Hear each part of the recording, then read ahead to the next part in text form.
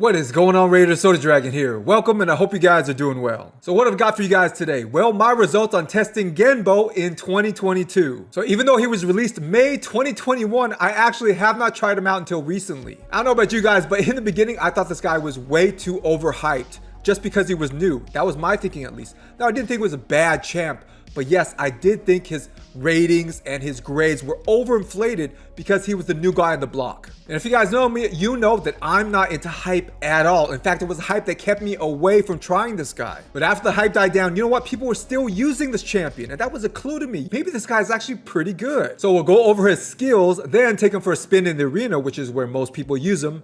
And then I'll give you my final grades on this champion. So let's start with this A1 here, Twin Soul Swords. Attacks one enemy 2 times. Each hit steals any increased attack buffs. Each hit also has a 30% chance, bookable to 50, of stealing one random buff. The increased attack buff steal cannot be resisted. Damage based on attack. So damage multipliers for this skill are a 2, but remember that this skill hits twice, so it's actually a 4.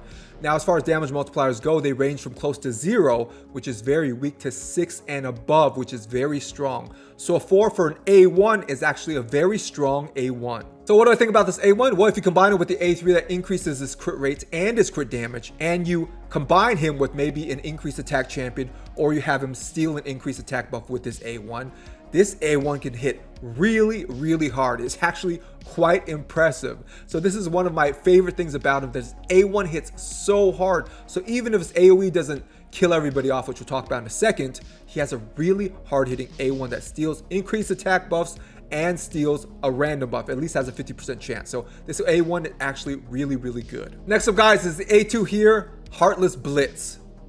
Attacks all enemies. Has an 80% chance, bookable to 100, of decreasing the duration of all buffs by 1 turn. This effect cannot be resisted on critical hits.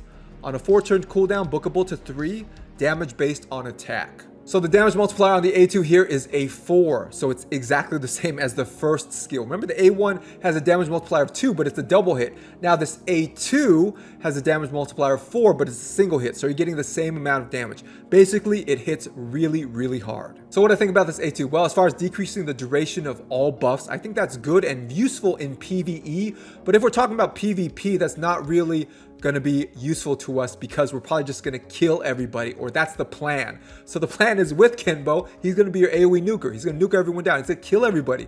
So really, we don't really need that decrease in the duration of all buffs. Now, if this happened before he hit them, that would be absolutely wonderful. Then you could erase 1-turn increased defense buffs, for example. But he doesn't do that. So really, he hits first, and then potentially you lower the duration of the buffs by 1 turn. So as far as PvP, that part is not that useful. But as far as damage for an AoE nuke for the arena, it's pretty good. So does this guy hit hard as Trunda? No, but that's okay because nobody hits as hard as Trunda. So if you want that type of damage, you need to get yourself a Trunda. But if you want someone to hit hard enough to help you progress in arena, then definitely this guy can help you. On to the A3. Sword Trance. Places a 30% increased crit rate buff and a 30% increased crit damage buff on this champion for 3 turns, then grants an extra turn. On a 6-turn cooldown, bookable to 4. So whenever you see an extra turn in a skill, that basically means you reduce the cooldowns by 1. So here we see a booked 4-turn cooldown, but because he gets an extra turn after he uses a skill, it's really on a 3-turn cooldown. So what do I think about this A3? Well, it's good in the sense that he's a self-buffing AoE damage dealing champion. And what he buffs himself with are buffs that are not usually found in arena teams. Yes, there are plenty of champs in this game that can do increased crit rate and increased crit damage.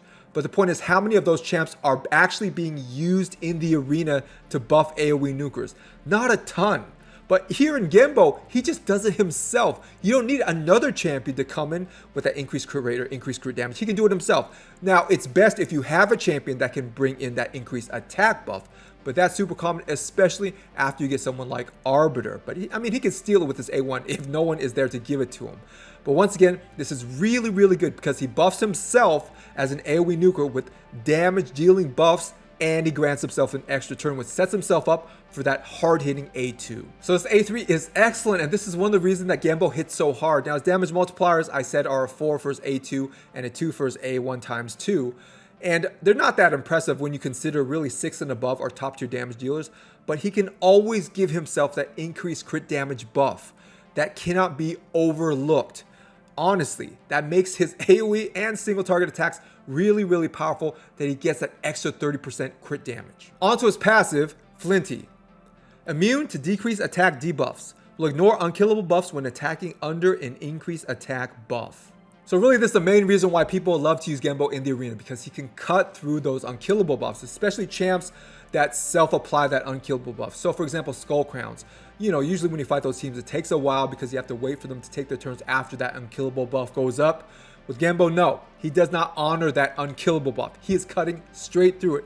Same thing with Leorius's. Genbo does not honor that unkillable buff. He is cutting straight through that as well. And Swift Parry, please, Genbo does not know the meaning of Swift Parry. He cuts through that as easily as he cuts through Leorius and Skull Crown. But for Genbo to get this ability to ignore unkillable, he needs to have that increased attack buff. Ideally, from somebody on your team, not stealing it from the other team, because it's going to take a turn to use his A1 to steal that buff, and then you're going to use his A2, his AoE. I mean, you're probably dead by then, okay? So yes, he works best on a Go First team with another person to buff him with that increased attack buff. Then he's going to ignore all unkillables. Onto his aura. Increases ally speed in arena battles by 20%. So even this dude's aura is good. Now, obviously not as good as someone like Lord Shazar or Arbiter or Kaimar, but still, this is actually pretty good for an epic. And to top it all off, this guy is Void, so you don't have to worry about weak hits. You don't have to worry about the teams you go up against as far as their affinities. So even if you have someone like a Trunda, yeah, you got to worry about affinity, who you're fighting. If you have someone like Kandrafon, yeah, you got to worry about affinity. But with this guy, no, you do not have to worry about it at all. All right, guys, let's take Genbo for a spin in the arena. Here we have a Skull Crown team, and she puts that unkillable buff on herself right before she's going to die. So let's see Genbo cutting through that and killing her off anyway. Okay, we've got the sleep, except for Razin, decrease defense on everybody. Get the self buff from Genbo, and then the nuke. It's that quick. Next up, let's try Genbo against this Duchess team. A lot of people will put Swift Parry on their Duchesses, so let's see if this is that type of team. If it is or it isn't, Genbo can cut through it. Right, decrease defense on everybody. And the nuke. Almost. It's alright. We get another nuke with Kaimar. Still should be good. Strip everything off. It's gonna buff again. And nuke again. There you go. Let's try this stupid triple reviver Leorius team out and see how we can do. Come on, let's cut them all down. Stupid triple reviver meme. Come on, Genbo, you can do it. Bam! There you go. All right, guys, got another Blender Skull Crown team here. Let's give this a shot.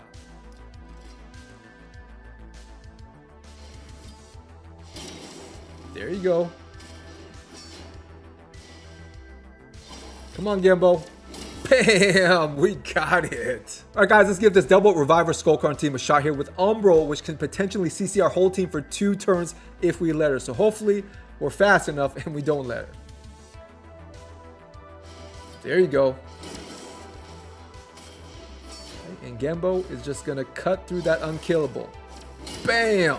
Guys, I know this is a Genbo showcase, but I hate Hegemon in the arena. So let's see him blow up. Come on, Hegemon, hit hard. There you go. Still got a good chance to win here. Bam! Yes! Alright, guys, let's give this Leorius Krisk team a shot. Hopefully we can strip those shields off. Okay, just need decreased defense. Can't CC Leorius, that's okay. And yes, we got it. I really hate these Coronar Minai teams because Coronar always counterattacks when he's hit when Minai is on the same team, and Minai gets a free revive. So it's always fun to see these teams die. So hopefully we can do it. Alright, put everyone to sleep good. Decrease defense. Come on, Genbo. Cut through this. Bam!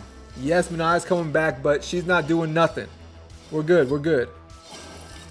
One more time. Yes. Alright, guys, try the Kandrafon team out. A lot of times he is in Swift Parry as well as Duchess, so let's give this team a shot.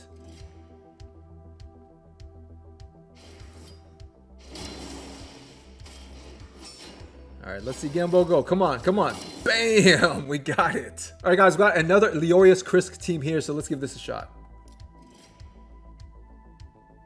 Can we strip the shields? There you go. Defense down on everybody. Come on, Genbo.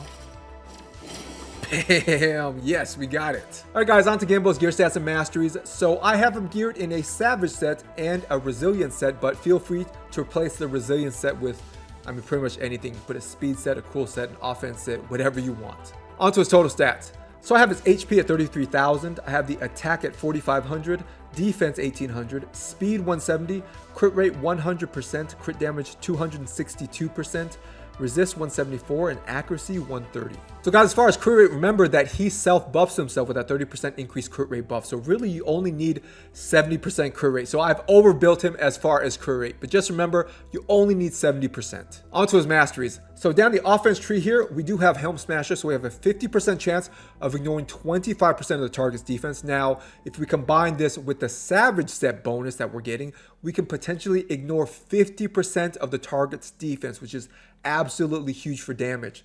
Now, down the defense tree here, we do have the 2 counterattack masteries. We have Retribution here. So when Genbo takes a big hit, he has a chance to counterattack with his A1, which I mentioned has really good damage multipliers. And here with Deterrence, when an ally is CC'd, he has a 20% chance to just rush in with that A1 and attack that CC'er. All right, guys, so how would I grade Genbo for the arena, which is pretty much where you're going to use him? I would grade Genbo an A-. His damage multipliers are good, and he hits quite hard, especially because he puts that increased crit damage buff on himself. Another thing is you don't have to build him with 100% crit rate because he puts that increased crit rate buff on himself. And if you pair him with an increased attack champ, he can ignore unkillable buffs. So why wouldn't I rate this champion higher, for example, A+ or S tier? Well, a few reasons. Firstly, even though his damage is really good, I wouldn't say it's great. So who would be great, in my opinion? Someone close to him, for example, Magnar. Magnar is another epic, but his damage is great for an epic. Another problem is with Genbo's AoE. It's only a single hitter, so this is really problematic when fighting against Rotos teams, because Rotos cannot be one-shotted. So basically, you need a double or triple hitter, basically a multi-hitter to take down a Rotos in one attack. You cannot use a single hit to completely wipe out a Rotos. You can't one-shot him. So unfortunately for Genbo, because his AoE is only a single hitter, you want to avoid Rotos teams. But let's take, for example, Magnar again. His AoE is a double hitter, so he has that additional advantage over someone like Genbo as well. His double hitting AoE allows him to take on Rotos teams. And lastly is the issue of survivability. Let's say you don't completely wipe them out in that first attack, that first AoE with Genbo, and let's say they actually have a chance to attack you back. All of a sudden, Genbo is a liability. He's not a strength because he's just not tanky. He's a glass cannon. Now, take somebody like Magnar, HP-based champ. Yeah, he can survive somewhat. Or somebody like Solus, which puts up this ridiculous shield over himself after that AoE. Yeah, he survives just fine. So in prolonged fights where you don't completely nuke the other team and the other team does get a chance to attack you, this guy may be a liability. So because of all those things, I think an A- as a grade for the arena for Genbo is a fair grade. Now, as far as Faction Wars, which is not open right now, so I can't show you, I would grade him a B+. He's very good there as well. All right, guys, that is it for this Genbo Arena Showcase. Let me know what you think about him in the comments. So thanks for watching, and if you haven't yet, like, subscribe, and share. Turn on all notifications. Stay safe, and I'll see you guys in the next video.